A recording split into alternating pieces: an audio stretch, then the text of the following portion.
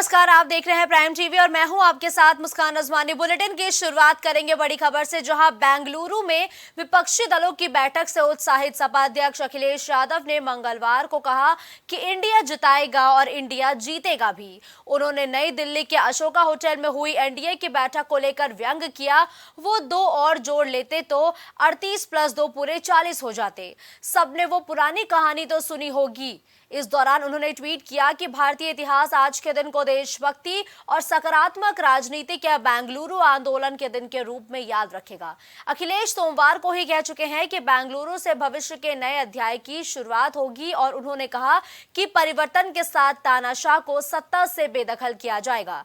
हर कंधे पर जिम्मेदारी है, अब एक नई तैयारी है। तो अखिलेश यादव ने ट्वीट करते हुए एनडीए की बैठक पर एक बड़ा निशाना साधा है। उन्होंने कहा कि अगर 38 में 2 और जोड़ लेते तो एनडीए के समूह में कुल 40 सदस्य जो है वो शामिल हो जाते। वही गठबंधन में 2 और जोड़ लेते तो 40 हो जाते। जैसी लाइन का जिक्र अखिलेश यादव ने अपनी ट्वीट में करते हुए कहीं ना कहीं भारतीय जनता पार्टी पर एक करारा निशाना साधा है।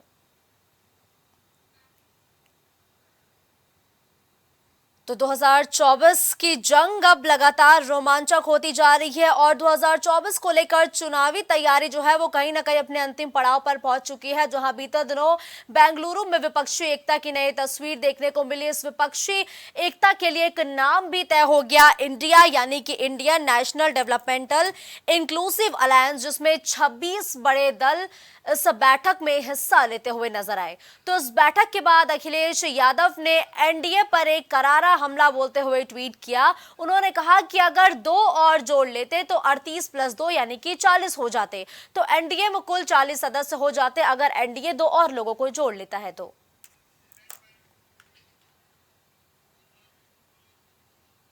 वहीं जहां एक तरफ बैठक के बाद अखिलेश यादव एनडीए की मीटिंग पर करारा वार करते हुए नजर आए, वो भी ट्वीट के जरिए, तो वहीं दूसरी तरफ लोकसभा चुनाव के लिए अब एनडीए भी एड़ी चोटी का जोर लगा रही है। दरअसल लड़ाई अब एनडीए वर्सेस इंडिया के बीच देखने को मिलेगी। बता दें कि भारतीय राजनीति में इधर जो बदलाव आया है उससे पता चलता है कि इस बार बड़ी बड़ी पार्टियां छोटे दलों का साथ लेकर चलने की कोशिश कर रही हैं।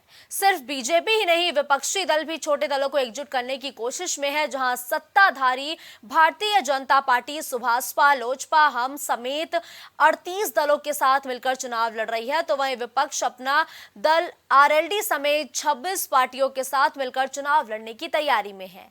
छोटे दल किस प्रकार से किंग मेकर की भूमिका निभाएंगे ये आगामी लोकसभा चुनाव के परिणाम से साफ तौर पर पता चल जाएगा।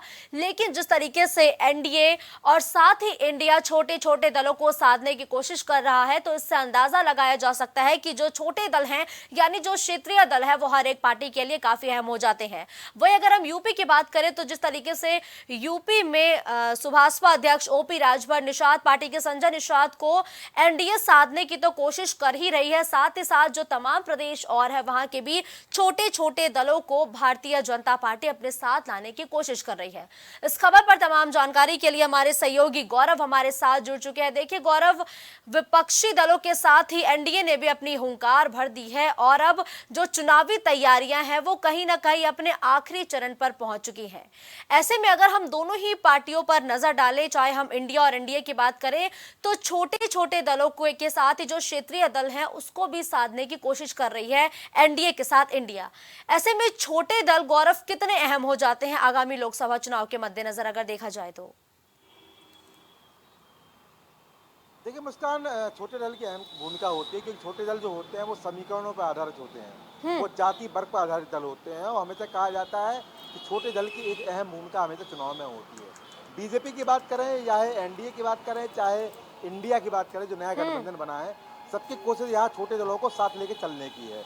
क्योंकि पार्टियों का सोचना ये है कि अगर किसी राज्य में, किसी जिले में हम मजबूत नहीं हैं तो वहाँ पर जो क्षेत्रीय दल है उसको साथ ले लेंगे, चुनाव उसको लड़ाएंगे, उसके माध्यम से हम लोग चुनाव लड़ेंगे। तो अगर वो दल भी जीत कर आता है, हमारे साथ जुड़ता है, तो निश्चित रूप से हमारा गठबंधन मजबूत होगा और हम जो बहुमत का जादुई आंकड़ा होता है उसको पार कर जाएंगे। तो कहीं ना कहीं कवायद यही है और इसको लेकर बीजेपी भी मेहनत कर रही है और उनका गठबंधन जो एनडीए है वो भी इसी सोच के साथ काम कर रहा है, क्योंकि यहाँ पर मिशन के तहत काम किया जा रहा है। हमने देखा भी हाल में ही जब सुभाषपा ज्वाइन की गई है, एनडीए में आई है, उसका कारण भी यही है कि बीजेपी के लिए मिशन पूर्वांचल बहुत जरूरी है, और पूर्वांचल में मजबूत होने के लिए, चाहे मऊ सीट की बात करें, चाहे घोसी सीट की बात करें, गाजीपुर सीट की बात करें, आजमगढ़ सीट की बात करें, जौनपुर सीट की बात करें, तो सब कुल मिला के कहना यह है कि वहाँ पर जो समाज के वोट ज़्यादा है वो क्षेत्रीय दल को साथ लेकर चलेंगे तो यहाँ बीजेपी को, एनडीए गठबंधन को लाभ मिलेगा।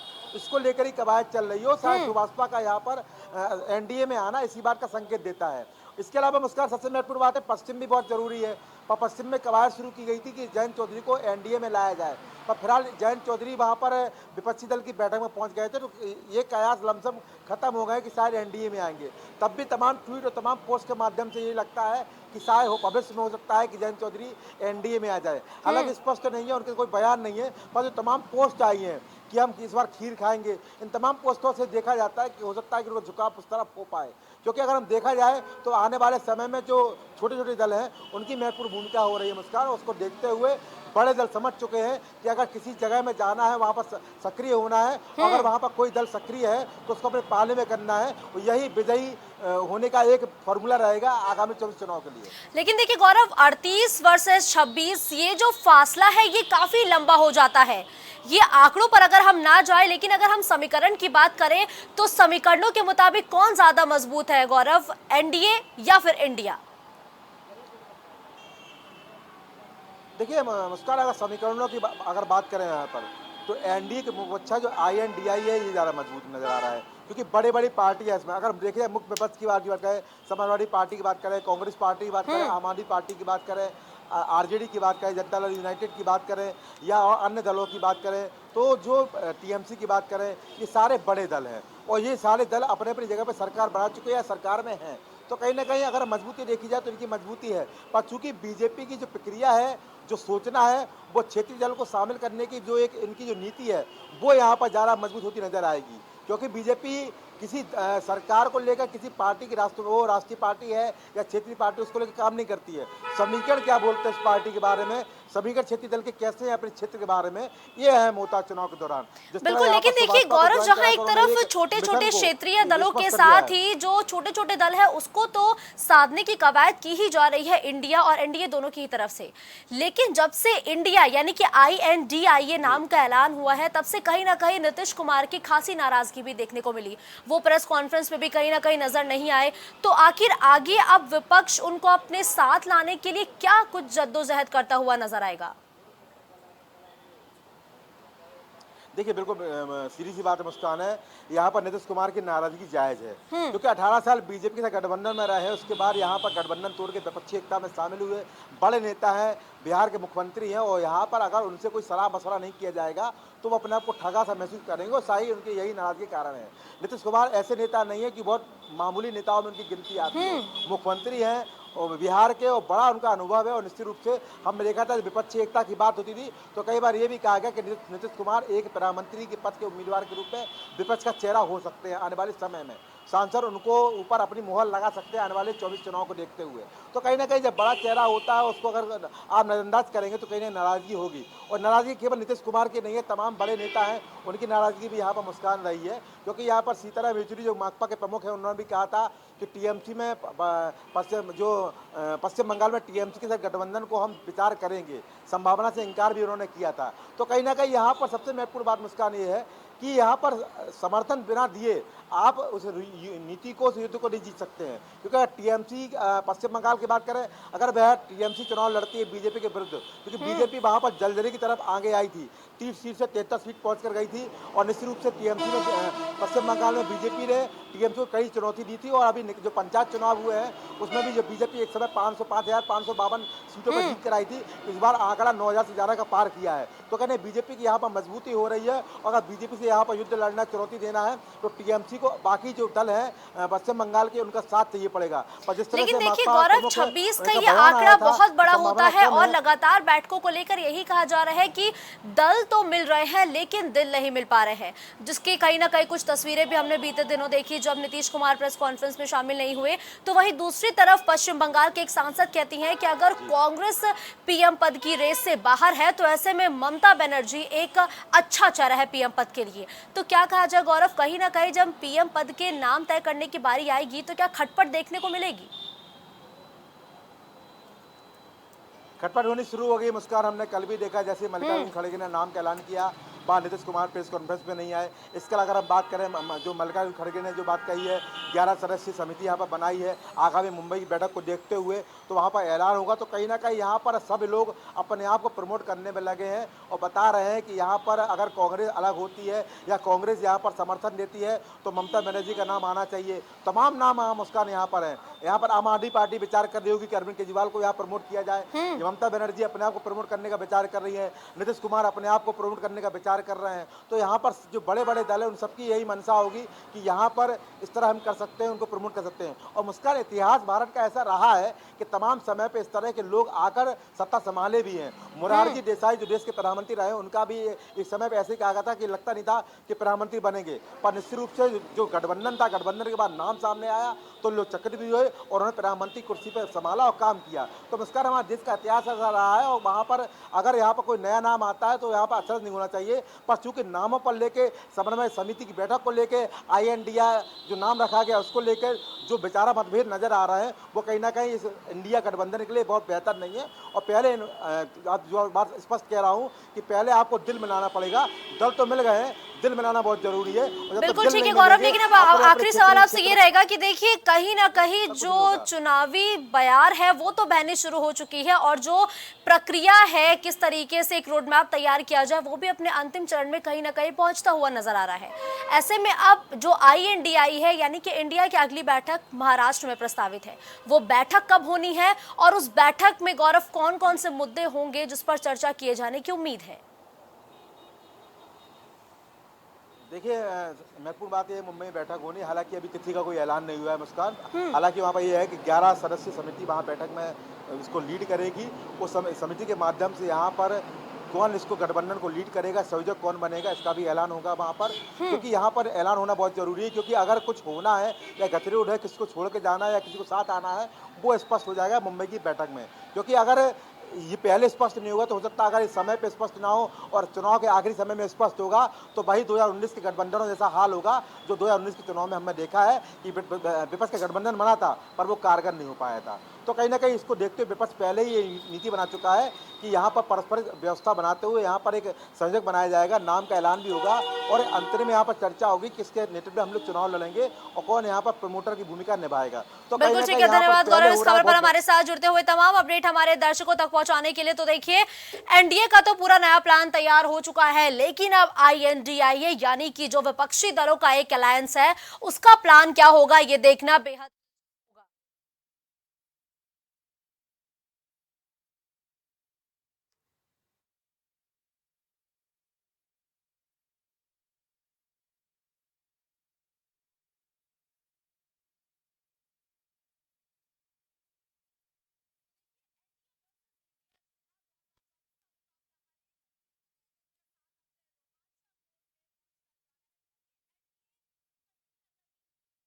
की हुई बैठक में अपना शक्ति प्रदर्शन करना चाहती थी, जिसमें वो सफल भी हो गई। क्योंकि अगर महज विपक्षी दलों की बैठक होती तो कहीं ना कहीं जो खबरें हैं वो ज्यादा सुर्खियों में रहती, विपक्षी दलों की एकता की तस्वीरें मीडिया में लगातार बरकरार रहती।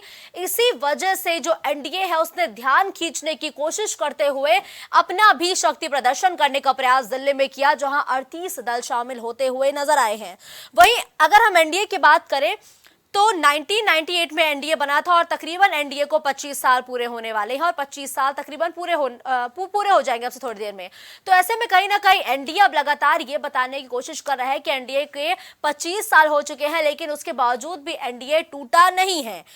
और अब NDA जिस तरीके से लगातार सक्रिय हो चुका है यानी कि नेशनल डेवलपमेंट अलायंस, ये है NDA। तो वहीं NDA का एक नया फुल फॉर्म प्रधानमंत्री नरेंद्र मोदी द्वारा दिया गया, जिसमें N का मतलब है न्यू इंडिया, D का मतलब डेवलपमेंट और A का मतलब एस्पायरेशंस है और इसमें 38 पार्टियां शामिल है। तो जहां एक तरफ NDA जोर आजमाइश और अपना दमखम दिखाती हुई नजर आ रही है, तो दूसरी तरफ विपक्षी दलों का एक गठबंधन यानी कि इंडिया, जिसमें 26 पार्टियां हैं, वो भी अपना दमखम दिखाती हुई नजर आ रही हैं।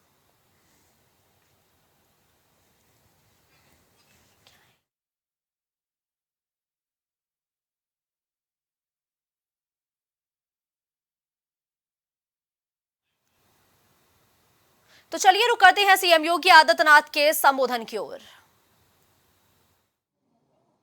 तो हम वास्तव में अपनी ऋषि परंपरा की उस पीढ़ी का प्रतिनिधित्व कर रहे हैं जिसने हमें इस बात की प्रेरणा दी कि माता भूमि पुत्रोहम पृथिव्या, जिसने हमें इस बात की शिक्षा दी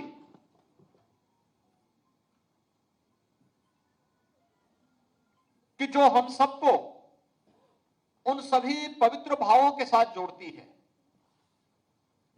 जो एक छात्र को शिक्षक के प्रति, एक छात्र को अपने माता पिता के प्रति, एक छात्र को अपने अतिथि के प्रति देवत्व के भाव के साथ जोड़ता है। यह हमारे संस्कार थे और जब हम अपने शिक्षा के केंद्र को भी इस कार्य के साथ जोड़ते हैं तो वह हम सबके सामने देखने को मिलता है। अब डीबीटी के माध्यम से जो पैसा यहां से आज भेजा गया, चाहे वह बेसिक शिक्षा परिषद के विद्यालयों में पढ़ने वाले बच्चों के लिए पहले 1100 रुपए दिए जाते थे, इसमें 100 रुपए की और वृद्धि करते हुए 1200 रुपए हर छात्र के अभिभावक के अकाउंट में गया है और उस अकाउंट से ये उम्मीद की जाती है कि हर शिक्षक हर छात्र के लिए यूनिफॉर्म बनवाने के लिए उनके अभिभावकों के साथ बैठक करके एक समय सीमा के अंदर सुनिश्चित करें कि उनके लिए 2 यूनिफॉर्म बन जाए, bag, books, sweater, shoes, socks, ये सभी उन बच्चों के लिए क्रय अभिभावक कर ले और बच्चे नियमित रूप से अपनी यूनिफॉर्म में ही स्कूल आए, यह हम सुनिश्चित करें। थोड़ा प्रयास करेंगे, संवाद बनाएंगे, समस्या का समाधान निकलेगा और बच्चों के लिए आवंटित की जा रही धनराशि का सही उपयोग उन बच्चों के लिए हो पाएगा। इसमें 2 चीजें सामने आई हैं। एक, जो हर बार शिकायत आती थी, 2 वर्ष पहले, 3 वर्ष पहले तक ये शिकायत आती थी। जब हमने 2017 में योजना प्रारंभ की तो शिकायत आती थी कि साहब यूनिफॉर्म नहीं मिल पा रहा है, बैग नहीं मिल पा रहा है, बुक्स नहीं मिल पा रही है और भी तमाम शिकायतें आती थी, जूते मोजों की शिकायत आती थी। उस समय फिर यह व्यवस्था हुई कि अगर हम पैसा बच्चों को दे देंगे, या कुछ जगह ये भी शिकायत आती थी कि साहब क्वालिटी का सामान नहीं उपलब्ध कराया जा रहा है। आज कम से कम अभिभावक को जाएगा तो अभिभावक क्वालिटी के अनुसार, अपनी पसंद के अनुसार, छात्र छात्रा की पसंद के अनुरूप या उसकी साइज की यूनिफॉर्म भी बना देंगे या उसके साइज के जूते मोजे भी ले लेंगे और साथ साथ समय पे सब कुछ हो जाएगा और कहीं कोई भ्रष्टाचार भी नहीं होगा। यह पारदर्शिता और शुद्धता का एक नमूना है और उस कार्यक्रम को आगे बढ़ाने का कार्य हुआ है। लेकिन इसकी मॉनिटरिंग विद्यालय स्तर पर प्रधानाचार्य जी के माध्यम से, शिक्षकों के माध्यम से जब इसकी समीक्षा होगी और संवाद बनाया जाएगा अभिभावकों के साथ तो इस समस्या का समाधान भी होगा और सही आंकड़े हमारे पास आ पाएंगे कि वास्तव में कितने बच्चे बेसिक शिक्षा परिषद के स्कूलों में अध्ययन कर रहे हैं। वह सही जानकारी हमें यहां उपलब्ध हो जाएगी। और इसी प्रकार से कस्तूरबा गांधी विद्यालयों को भी आपने देखा होगा। कस्तूरबा गांधी विद्यालयों के जो 746 विद्यालय थे, इनके क्रमिक उन्नयन के कार्यक्रम को आगे बढ़ाया गया। इन्हें 12वीं तक करने का प्रयास हुआ और 12वीं तक होने के बाद अब उन विद्यालयों में उनके स्तर को सुधारने की व्यवस्था, उसके लिए इंफ्रास्ट्रक्चर की व्यवस्था, जो हमारे डाइट के विद्यालय थे, प्रशिक्षण महाविद्यालय थे, उन प्रशिक्षण महाविद्यालयों में ऑडिटोरियम के निर्माण की कार्रवाई, ये हमारी निरंतर प्रक्रिया का हिस्सा बनना चाहिए। और बेसिक शिक्षा परिषद ने इन कार्यक्रमों को आगे बढ़ाया उसी प्रकार से जैसे सत्र के पहले की स्थिति क्या थी, शिक्षकों की भारी कमी थी और मुझे आश्चर्य होता है बेसिक शिक्षा विभाग क्यों इस पे मौन रहता है जब कुछ लोग इस बात की चर्चा करते हैं कि साहब पिछले 5 साल में कोई शिक्षकों की भर्ती नहीं हुई। 1,64,000 शिक्षकों की भर्ती बेसिक शिक्षा परिषद में पिछले 6 वर्ष के अंदर हुई है। बेसिक और माध्यमिक शिक्षा परिषद में हम लोगों ने 1,64,000 शिक्षकों की भर्ती की है और भर्ती की प्रक्रिया को जो लोग रिटायर हो रहे हैं, जहां पे अतिरिक्त शिक्षकों की आवश्यकता पड़ती है, वहां पे निरंतर इस प्रक्रिया को आगे बढ़ाया जा रहा है और इसी के लिए प्रदेश के अंदर एक शिक्षा आयोग बनाने की प्रक्रिया वर्तमान में प्रचलित है। बहुत शीघ्र हम इसका गठन करने जा रहे हैं, जिससे कहीं भी कोई गैप न हो। लेकिन साथ साथ हमारे जितने भी डाइट हैं, जितने भी शिक्षकों के प्रशिक्षण के केंद्र हैं, इनमें हमें न केवल शिक्षकों के प्रशिक्षण को, बल्कि जो शिक्षक पहले से विद्यालयों में तैनात हैं, समय समय पर उनके लिए कुछ रिफ्रेशर कोर्सेज भी हमें आगे बढ़ाने चाहिए, जिससे वो हमेशा अपडेट हो। शिक्षक अगर अपडेट होगा तो पूरी पीढ़ी को अपडेट कर देगा। और मुझे लगता है कि सभी प्रकार की जानकारियों से उसे युक्त होना यह आवश्यक है और इसके लिए आज अनेक प्रकार के कार्यक्रम हुए हैं। 125 कस्तूरबा गांधी विद्यालयों को, जो बालिका इंटर कॉलेज हैं, उन्हें अपग्रेड करने की कार्रवाई हुई है। 20 जिला शिक्षा प्रशिक्षण संस्थानों में अतिरिक्त कक्ष और ऑडिटोरियम के निर्माण का लोकार्पण का कार्यक्रम भी संपन्न हुआ है। हमारा प्रयास होना चाहिए डाइट कोई खाली न रहे, वहां भी अच्छे प्रशिक्षक हो, योग्य लोग जाएं, उनको लिए अतिरिक्त सुविधाएं दीजिए, लेकिन वहां योग्यता को मानक बनाया जाना चाहिए, क्योंकि वही प्रशिक्षित करेगा। और वहां पर भी हमें अच्छी तरीके से पारंगत करने के लिए, शिक्षकों को और पारंगत करने के लिए वहां पर पूरी जो भी गैप है उसको हमें पूरा करना होगा। इसके साथ ही आज यहां पर SCERT द्वारा विकसित कलांकुर, कला सृजन, इंटर्नशिप मैनुअल और संस्कृत भाषा किट का विमोचन भी यहां संपन्न हुआ है।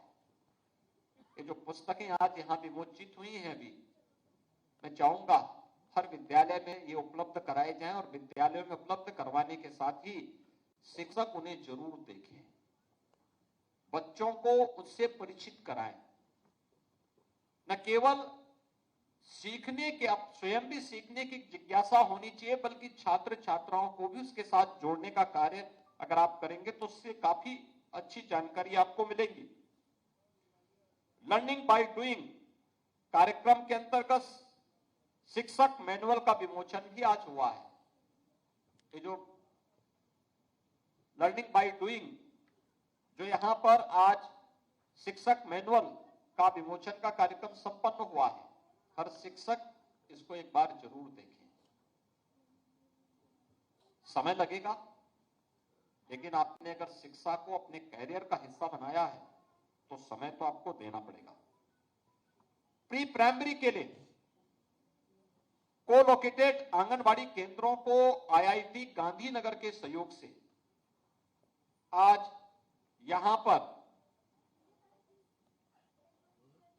जो विकसित किया गया है वंडर बॉक्स, 2 आंगनबाड़ी केंद्रों को प्रदान किया गया है। प्री प्राइमरी के रूप में आंगनबाड़ी केंद्रों को विकसित करने के लिए हम लोगों ने बहुत पहले कहा था। कोविड के कारण इस समयबद्ध तरीके से आगे नहीं बढ़ पाया है, लेकिन हमें इसको आगे बढ़ाना ही होगा। ये न्यू होगी हमारी बेसिक एजुकेशन की। और जहां पे आंगनबाड़ी में आंगनबाड़ी कार्यकर्ती उन बच्चों के साथ समय देती है, उन्हें प्रशिक्षित करती हैं, बहुत अच्छी सकारात्मक दिशा में उन बच्चों के मन में स्कूल के प्रति एक बहुत सकारात्मक भाव पैदा होता है। वे स्कूल जाने के इच्छुक दिखते हैं। लेकिन जहां पे व्यवहार, शिक्षकों के व्यवहार में थोड़ा रूखापन है, वहां पे मैं देख रहा था जिस दिन स्कूल खुले थे, बहुत सारे बच्चे ऐसे थे जो स्कूल जाने के लिए उत्सुक थे अपने शिक्षकों के व्यवहार के कारण, और बहुत सारे बच्चे ऐसे थे जो उस रूखे व्यवहार के कारण स्कूल जाने से रो रहे थे कि साहब मुझे स्कूल आज मत भेजिए। यानी ये चीजें दिखती हैं। वो बच्चा अपने व्यवहार से इस बात के व्यक्ति कर रहा था कि स्कूल में शिक्षक का व्यवहार या आंगनबाड़ी केंद्रों में आंगनबाड़ी कार्यकर्तियों का व्यवहार कैसे है, ये हमें स्वयं तय करना होगा। मैं धन्यवाद दूंगा उन सभी संस्थानों को जिन्होंने CSR के मद से बेसिक शिक्षा परिषद में ऑपरेशन कायाकल्प के कार्यक्रम को आगे बढ़ाने में अपना योगदान दिया है। और आज उनमें से 6 संस्थानों को सम्मानित किया गया। ये 6 संस्थान तो हमें सहयोग कर ही रहे हैं। हमारे जनप्रतिनिधियों ने, प्रशासनिक अधिकारियों ने, पुलिस के अधिकारियों ने, और इसके अतिरिक्त समाज से जुड़े हुए मानिंदों ने, शिक्षा विभाग के अधिकारियों ने भी, शिक्षकों ने भी रुचि लेकर के ऑपरेशन कायाकल्प के कार्यक्रम को सफलता की नई ऊंचाइयां दी है। कोई कल्पना करता था बेसिक शिक्षा परिषद के विद्यालय 2017 के पहले जिसमें पेड़ उगे होते थे, झाड़ियां उगी होती थी, काई जमी होती थी, आज बहुत अच्छी पेंटिंग के साथ में बच्चों की रचनात्मक अभिव्यक्ति को बढ़ाने में अपना योगदान दे रही है। अभिभावक अपने बच्चों को स्कूल में भेजना चाहता है, उसके मन में अब एक जिज्ञासा पैदा हुई है और अनेक कार्यक्रम बेसिक शिक्षा परिषद ने निपुण भारत कार्यक्रम के साथ जो कार्यक्रम आगे बढ़ाए हैं, इसने तो बहुत ही सकारात्मक योगदान इस दिशा में दिए हैं और ऑपरेशन कायाकल्प को और सकारात्मक दिशा में आगे बढ़ाने के लिए भी जो आज यहां पर CSR के मद से जिन संस्थानों ने योगदान दिया है, मैं उन सबको हृदय से धन्यवाद देता हूं, उनका अभिनंदन करता हूं और विश्वास व्यक्त करता हूं कि CSR की निधि का इससे बेहतर उपयोग हो ही नहीं सकता है कि हम अपनी पीढ़ी को बना रहे हैं। ये देश की नींव को मजबूत बनाने का कार्यक्रम है और उस नींव को इस रूप में मजबूत बनाने का काम हो रहा है।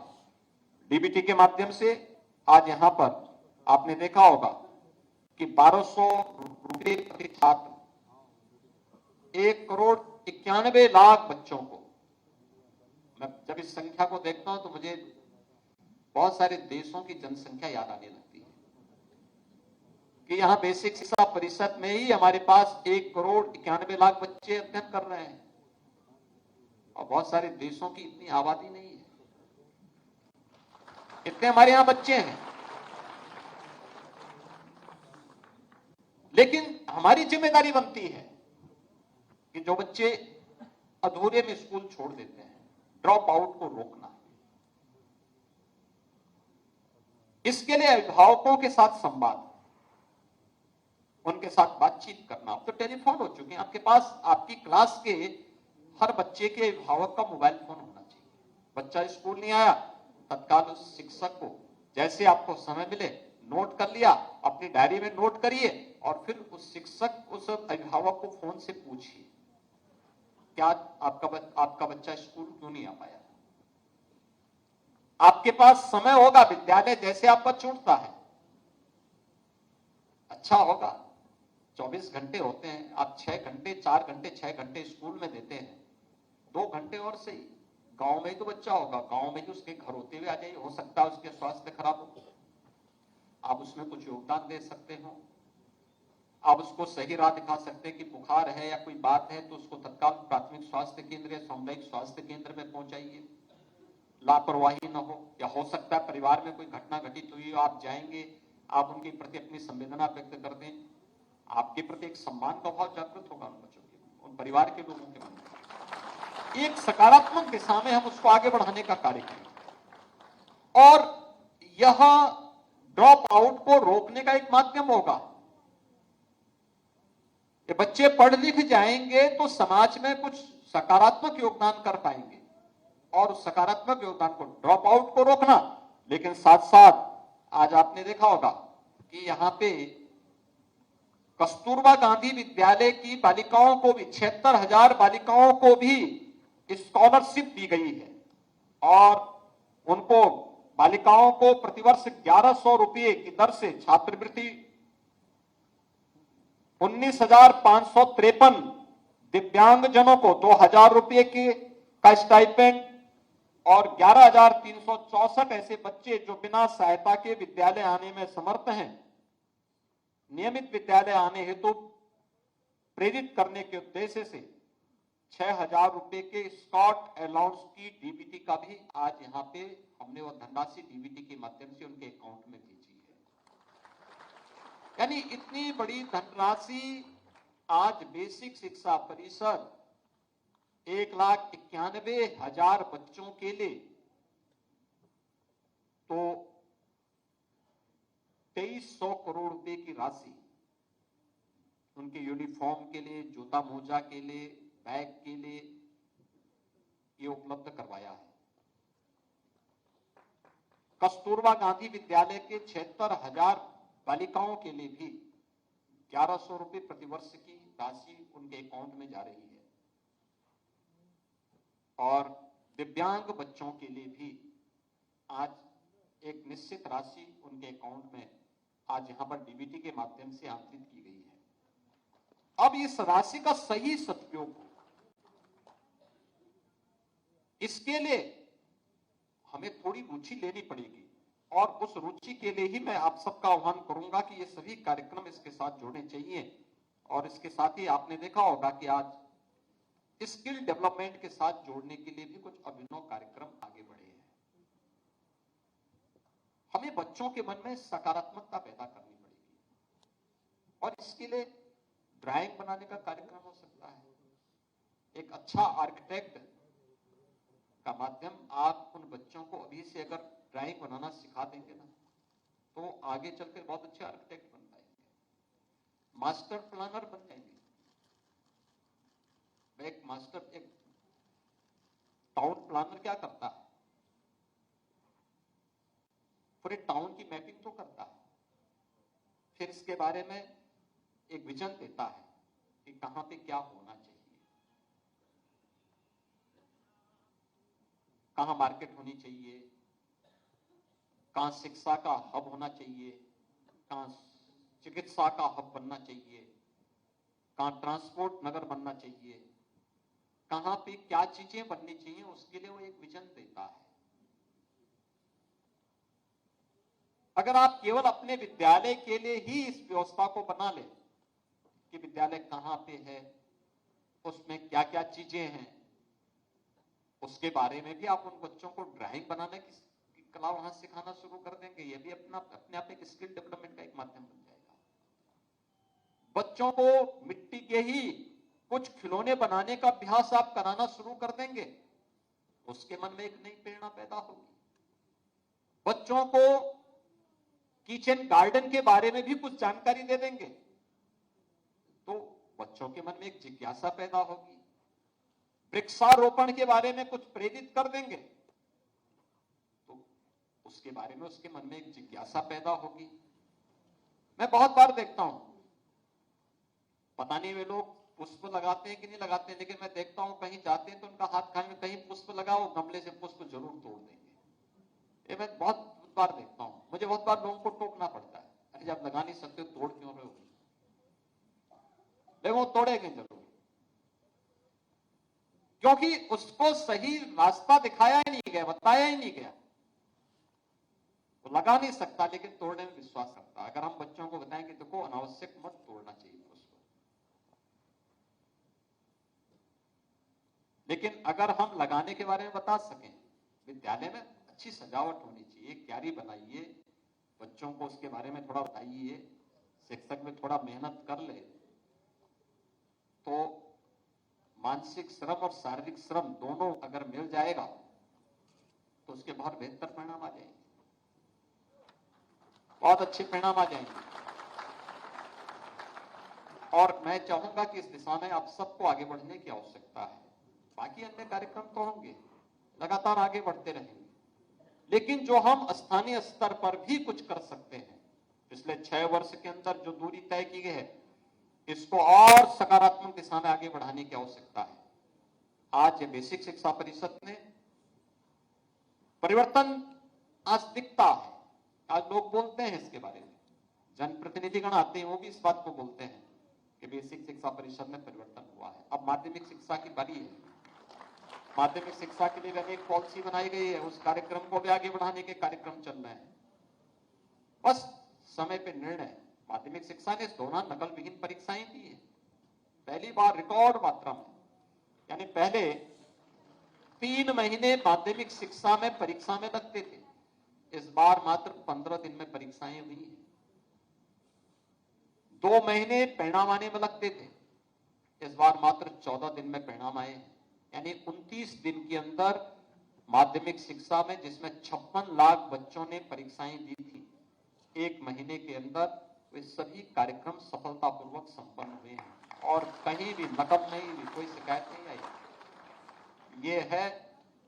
ये है परिवर्तन, ये है परिवर्तन। और इस परिवर्तन के लिए अपने आप को तैयार करना, प्रयास करने से होता है। और नहीं तो होता क्या था, नकल का अड्डा कोई और चलाता था और बदनाम शिक्षक होता था, पूरी शिक्षा व्यवस्था बदनाम होती थी और पहचान का संकट उत्तर प्रदेश वासियों के सामने आता था, उत्तर प्रदेश के नौजवानों के सामने आता था। आज उससे उभरे, उससे आगे बढ़े।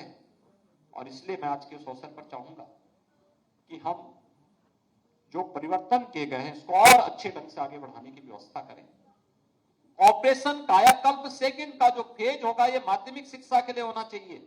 माध्यमिक शिक्षा में जितने भी हमारे गवर्नमेंट इंटर कॉलेजेज हैं, बालिका जो GGIC हैं, गर्ल्स गवर्नमेंट इंटर कॉलेजेज हैं, इन सब में और एडेड जो गवर्नमेंट के द्वारा सहायता प्राप्त निजी प्रबंधन में चलने वाले कॉलेजेज हैं, इन सभी को हम एक समय सीमा के अंदर ऑपरेशन कायाकल्प 2 के अंतर्गत इनको भी हम वास्तव में कायाकल्प में बदलें।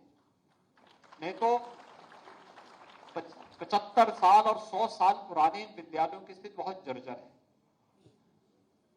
अब उनकी बैठक करके एक समय सीमा के अंदर इसे आगे बढ़ाने की आवश्यकता है। और इसके साथ ही संस्कृत विद्यालय जो जर्जर स्थिति में है, माध्यमिक शिक्षा परिषद के माध्यमिक शिक्षा विभाग के माध्यम से उन सब के बारे में भी एक कार्य योजना ला करके उन सभी को भी जो हमने स्कीम लागू की है समय से उसको आच्छादित करके क्वालिटी कवर को, कार्य की गुणवत्ता में और कार्य की समयबद्धता में कोई समझौता न हो और उसको हम समयबद्ध ढंग से आगे बढ़ाने का कार्य करेंगे तो उसके बेहतर परिणाम आएंगे। और इसमें जितना भी हम निवेश कर पाएंगे सरकार के स्तर पर या पुरातन छात्रों के माध्यम से या CSR के माध्यम से, यह निवेश कभी व्यर्थ नहीं जाएगा। इस समाज को एक सकारात्मक ऊर्जा के साथ जोड़ने का कार्य करेगा। और इस सकारात्मक ऊर्जा के साथ जोड़ने के लिए मैं पूरे प्रदेश वासियों का आह्वान करता हूं कि इस सकारात्मकता के साथ जुड़े, इस विश्वास के साथ। एक बार आज 1,91,00,000 वे सभी बच्चे जो आज 1,200 रुपए की राशि प्राप्त किए हैं, 76,000 वे बालिकाएं जो कस्तूरबा गांधी विद्यालयों में भी 1,100 रुपए वार्षिक छात्रवृत्ति प्राप्त की है, और वे दिव्यांगजन छात्र छात्राएं जिनको स्टाइपेंड के रूप में सरकार अतिरिक्त धनराशि देती है, उन सबको इस धनराशि के उपलब्ध होने के अवसर पर मैं उन्हें हृदय से बधाई देता हूं। और सभी अभिभावकों का और सभी शिक्षकों का मैं आह्वान करता हूं कि वे इस कार्यक्रम को सफलता की नई ऊंचाई तक पहुंचाने में और शिक्षा व्यवस्था में आमूलचूल परिवर्तन लाने में अपना योगदान देंगे। आप सबके प्रति मेरी शुभकामनाएं। धन्यवाद। जय हिंद। योगी आदित्यनाथ ने स्कूली बच्चों को तोहफा देते हुए साफ तौर पर कहा कि अब यूपी में शिक्षा के साथ ही स्वास्थ्य के क्षेत्र में भी सुधार हो रहा है।